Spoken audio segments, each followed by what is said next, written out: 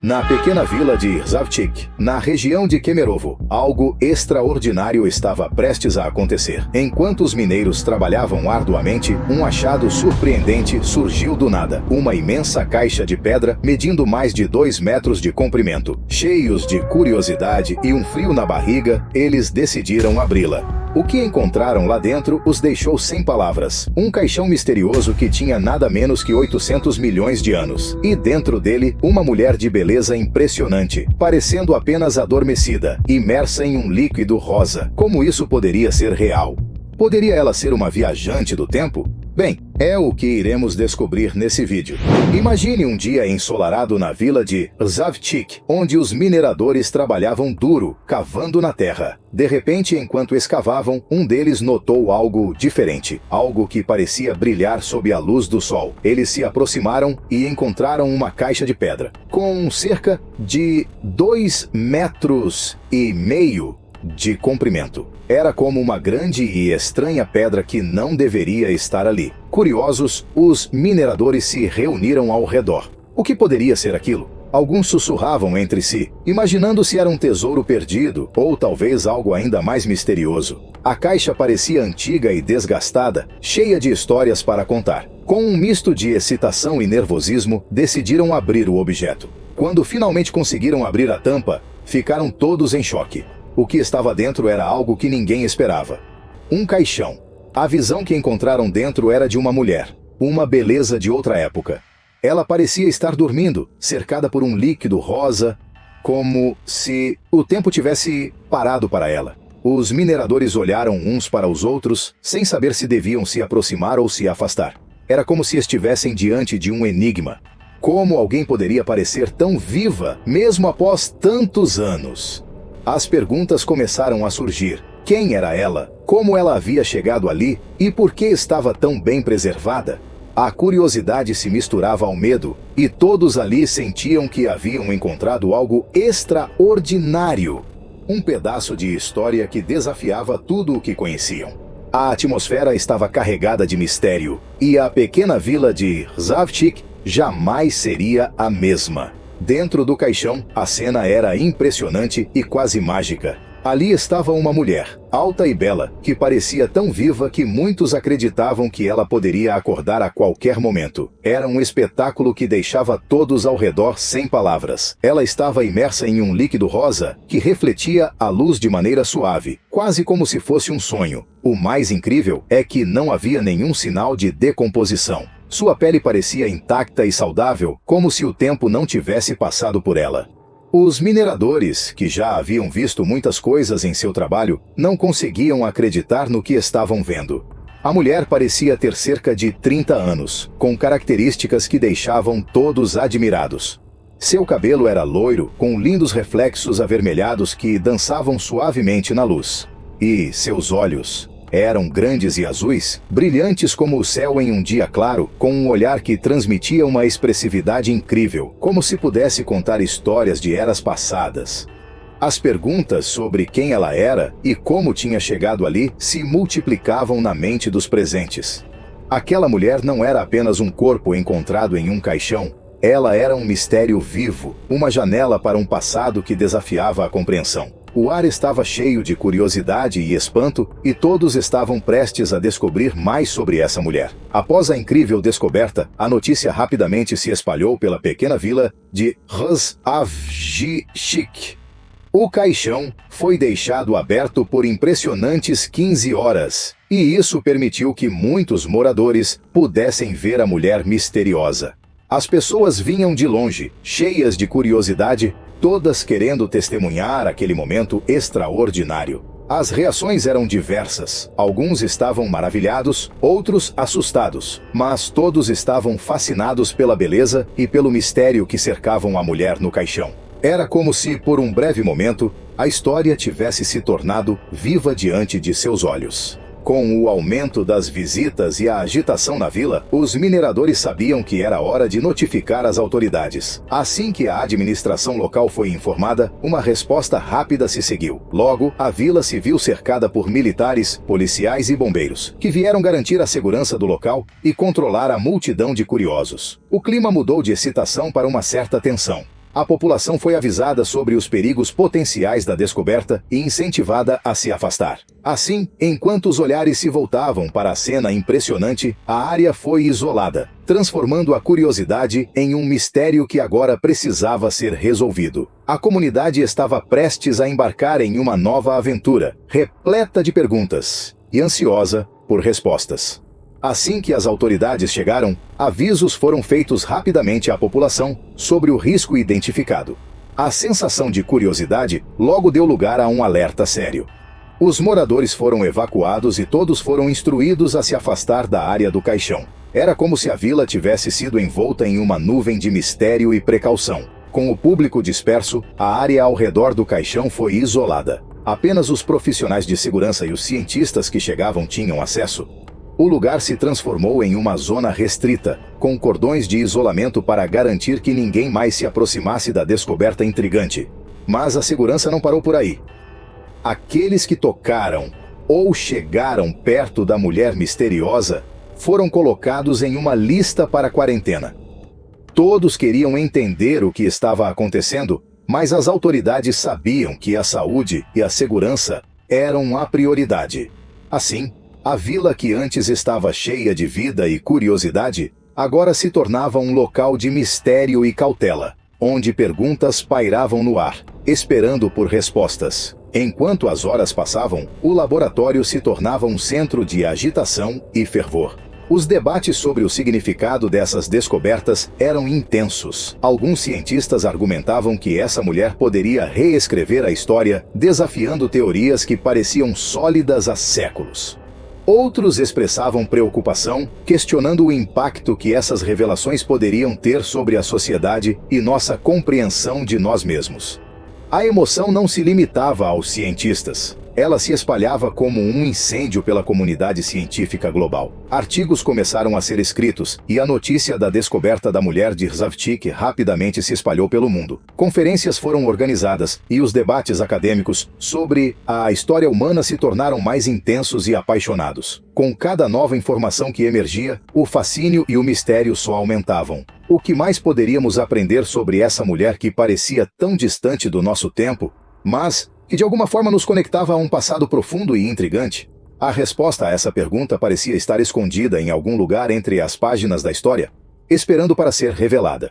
Seja você religioso ou não, a Bíblia é o livro mais lido do mundo e está cheio de histórias incríveis, desde o Velho Testamento até o Novo. E como é de se esperar, a ciência já comprovou muitos fatos bíblicos, porque ele não está morto, ele ressuscitou. Confira hoje fatos bíblicos comprovados pela ciência. Física da Arca de Noé. Em 2014, 4 alunos de física da Universidade de Leicester, na Inglaterra, confirmaram a viabilidade da Arca de Noé. Eles começaram uma pesquisa sobre a possibilidade da arca flutuar enquanto carregava um par de cada espécie de animal, analisando de acordo com a física o passo a passo das instruções encontradas na Bíblia. Eles convertaram os cúbitos, medida utilizada na Bíblia, para centímetros, determinando que 1 do primeiro correspondia a 48 do segundo. Seguindo esta linha, a arca teria 145 metros de comprimento, 24 metros de largura e 14 metros de altura. Noé também foi instruído a construir a arca com madeira de gofer, cuja densidade é parecida com a do cipreste, utilizada pelos estudantes para realizar os cálculos. Chegaram à conclusão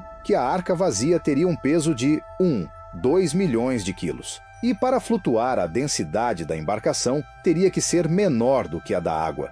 Então, a arca poderia suportar até 51 milhões de quilos, o suficiente para transportar todas as espécies sem afundar. Reservatório de Siloé. O livro de João conta a existência do reservatório de Siloé, local onde Jesus coletou água para curar os olhos de um cego. Embora todos pensassem que João não estava fazendo referência a um local de verdade, e sim usando um conceito para ilustrar a passagem, o reservatório realmente existe. Em 2005, um grupo de encanadores encontrou a reserva de água na cidade velha de Jerusalém. Após isso, arqueólogos assumiram as buscas e descobriram que se tratava de fato do chamado Reservatório de Siloé, pois estava exatamente no local descrito por João, parede do rei Salomão. Segundo o primeiro livro dos Reis no Antigo Testamento, há o relato de que o rei Salomão ordenou a construção de uma muralha em Jerusalém. Em 2010, arqueólogos da Universidade Hebraica de Jerusalém encontraram partes de uma grande muralha. Segundo a arqueóloga Eilat Mazar, os restos da muralha do século X a.C. poderiam confirmar a descrição bíblica da época do rei. A muralha possuía 70 metros de comprimento e 6 metros de altura, e além dela, havia também uma guarita de segurança e uma torre, que foram encontradas em um local chamado de Ofel, entre a chamada Cidade de Davi e a parte sul do Monte do Templo Judaico, Torre de Babel. Em Gênesis 11, vemos a história da Torre de Babel, que foi construída pelos descendentes de Noé, que queriam eternizar seus nomes e também tinham intenção de alcançar os céus. Contudo, a atitude de soberba foi repreendida por Deus, e como castigo, confundiu-lhe as línguas faladas pela terra, sendo essa uma das explicações para as várias línguas faladas pelo mundo. Em um novo estudo sobre uma pedra encontrada na antiga Babilônia, atual Iraque, há cerca de um século, pode comprovar a existência da Torre de Babel. Segundo o professor da Universidade de Londres, Andrew George, no objeto encontrado há um desenho de uma torre com degraus e uma pessoa segurando uma lança e usando um chapéu de cone. Abaixo há um texto que diz Zigurate, que significa monumento em forma de pirâmide, ou Templo da Babilônia. A pedra do século VI a.C., para o especialista, mostra a primeira imagem real da Torre de Babel, evidenciando as 7 camadas da estrutura, além de identificar um homem por trás de sua construção, o imperador Nabucodonosor II. O objeto também revela detalhes da construção da estrutura, e mais importante, como Nabucodonosor a construiu. A história escrita na rocha é como a que está na Bíblia.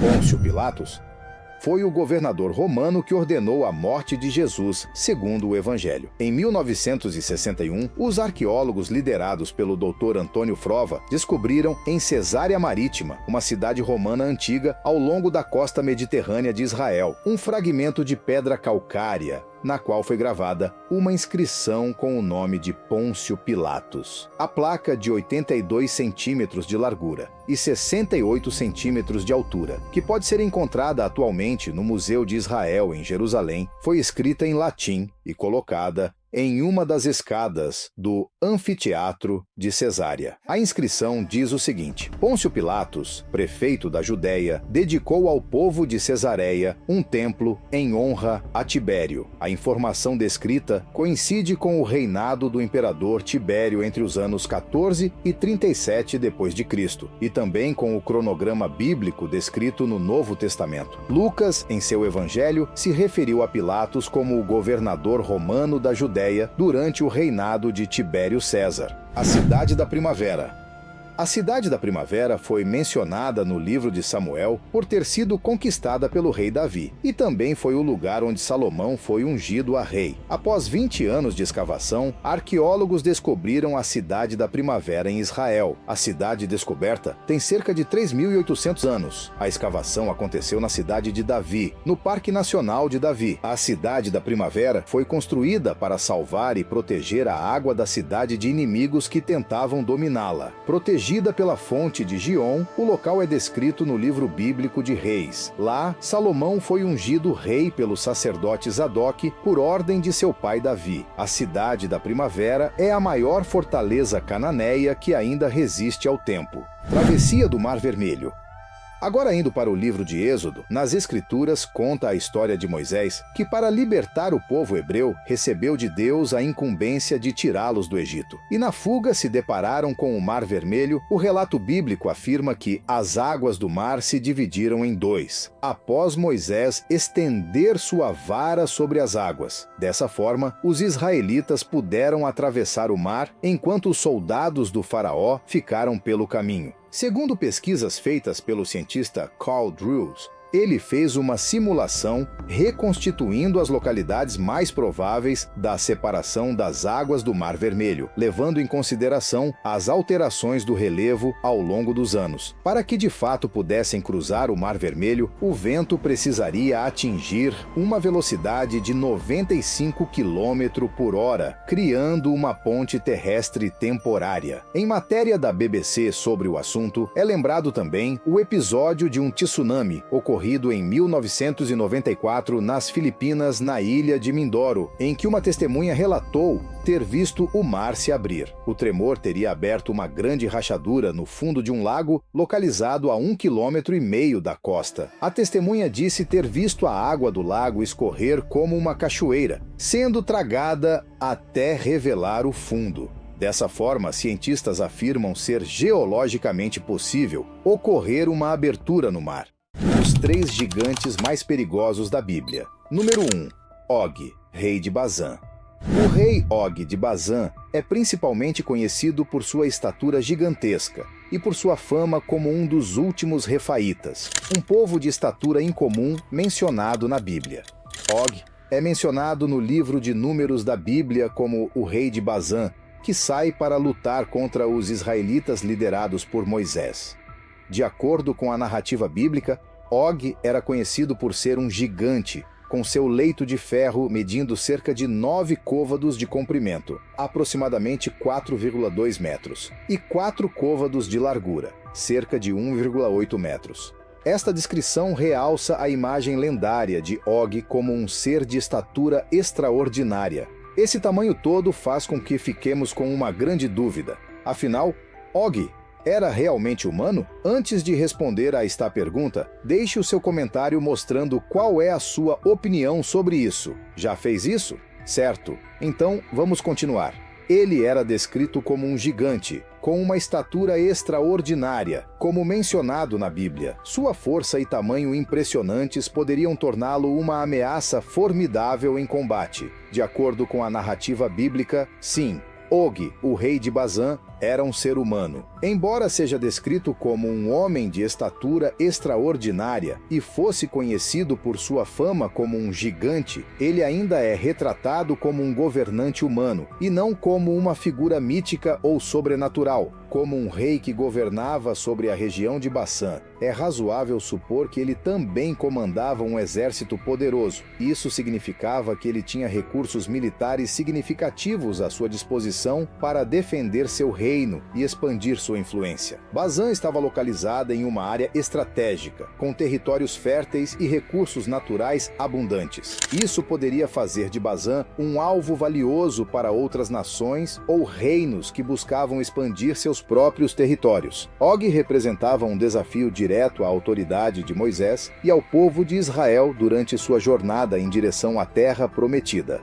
Como líder de um reino vizinho, ele poderia ter sido percebido como uma ameaça à segurança e à estabilidade dos israelitas. Agora, a pergunta que não quer calar: por que o rei Og e os próximos 2 gigantes que irei mencionar eram tão grandes e tão perigosos? Por acaso eles tomaram alguma fórmula mágica que os deixaram maior? Ou era apenas consequências genéticas daquela época? No final do vídeo, iremos responder a todas essas perguntas de uma forma mais plausível. Então peço que você fique comigo até o final. Número 2. Golias. Na Bíblia, não há uma medida exata da altura de Golias, mas ele é descrito como um homem de 6 côvados e 1 palmo em algumas traduções, o que equivale a cerca de 3 metros, usando a medida comum de 45 centímetros por côvado. Mas por que Golias era tão temido e perigoso naquela época? Bem, Golias era descrito como um homem de grande estatura e força formidável. Ele era temido pelo seu tamanho imponente e habilidades de combate. Desafio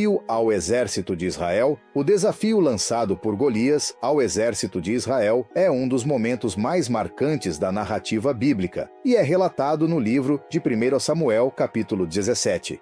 A história começa com os filisteus e os israelitas se posicionando para a batalha no Vale de Elá. Os filisteus, liderados por seu campeão, Golias, desafiam os israelitas para enviarem um homem para um combate individual que decidiria o resultado da batalha. A cena é descrita com detalhes vívidos. Golias, um gigante de estatura impressionante, equipado com uma armadura pesada e armas poderosas, aparece diante das fileiras israelitas, zombando e insultando-os. Ele desafia os israelitas a escolherem um campeão para enfrentá-lo em combate singular, prometendo que se ele vencer, os filisteus se tornarão escravos dos israelitas, mas se o campeão israelita vencer, os filisteus se renderão. Esse desafio tem um impacto tremendo no exército de Israel. Os soldados ficam atemorizados diante da imponente presença de Golias e suas palavras desdenhosas. Eles estão paralisados pelo medo, incapazes de responder ao desafio. Até mesmo o rei Saul, que deveria liderar suas tropas com coragem e confiança, é descrito como tremendo de medo diante do desafio de Golias. Essa situação de impasse perdura por 40 dias, durante os quais Golias repete seu desafio diariamente, enquanto os israelitas permanecem sem resposta, incapazes de encontrar alguém disposto a enfrentar o gigante filisteu. O desafio de Golias torna-se um teste não apenas de coragem e bravura, mas também de fé e confiança em Deus para os israelitas. É neste contexto que Davi, um jovem pastor que veio ao campo de batalha para levar suprimentos para seus irmãos mais velhos, surge como o improvável herói, que aceita o desafio de Golias. A história de Davi e Golias é uma das mais famosas da Bíblia e continua a inspirar pessoas ao redor do mundo pela coragem, fé e determinação demonstradas por Davi ao enfrentar o gigante filisteu. Mas a história não para por aí. Você sabia que Golias tinha um irmão cuja estatura era equivalente à de Golias? Pois é, seu nome era Lami, e ele é o número 3 da nossa lista. Lami é um personagem bíblico mencionado brevemente no livro de 1 Crônicas, capítulo 20, versículo 5. Ele é identificado como irmão de Golias, o gigante filisteu que foi derrotado por Davi na famosa história de Davi e Golias, relatada em 1 Samuel, capítulo 17. Embora a Bíblia não forneça muitos detalhes específicos sobre Lami, sua breve menção sugere que ele também era um guerreiro filisteu e provavelmente compartilhava algumas das características físicas e habilidades de combate de seu irmão, Golias.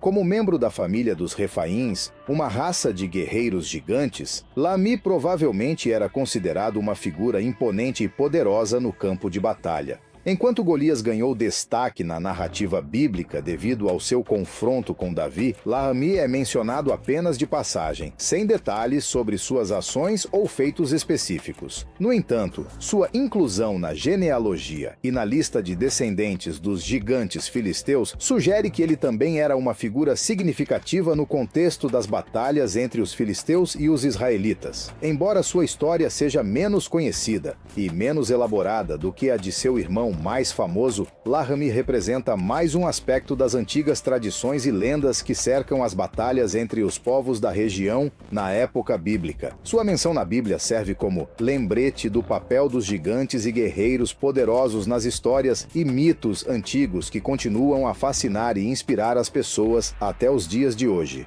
A história dos 3 gigantes mais perigosos da Bíblia, Og, Golias e Lami, é marcada por sua estatura imponente, força formidável e papel significativo nas narrativas bíblicas. Esses gigantes representam desafios formidáveis enfrentados pelo povo de Israel e são símbolos de coragem, fé e determinação. Og, rei de Bazã, é descrito como um dos últimos refaítas, com uma estatura gigantesca que o tornava uma figura temida. Sua derrota pelos israelitas, sob o comando de Moisés, destaca a capacidade de Deus de ajudar seu povo a superar até mesmo os inimigos mais poderosos. Golias, o gigante filisteu, é famoso por sua batalha contra o jovem Davi. Seu desafio ao exército de Israel por 40 dias destaca a importância da coragem, da confiança em Deus e da determinação em enfrentar desafios aparentemente insuperáveis. Lami, irmão de Golias, é mencionado brevemente na Bíblia, mas sua inclusão na lista de gigantes filisteus sugere sua importância como uma figura formidável no contexto das batalhas entre os filisteus e os israelitas. Agora volto a fazer a mesma pergunta que fiz anteriormente. Por que essas pessoas eram tão grandes e tão perigosos? Será que algum deles tomaram alguma substância que fizessem eles terem essa extraordinária estatura? Ou era apenas consequências genéticas daquela época? A Bíblia não fornece uma explicação detalhada sobre por que essas pessoas eram descritas como homens de estatura extraordinária. No entanto, existem algumas interpretações e teorias que buscam explicar essa característica. Genética.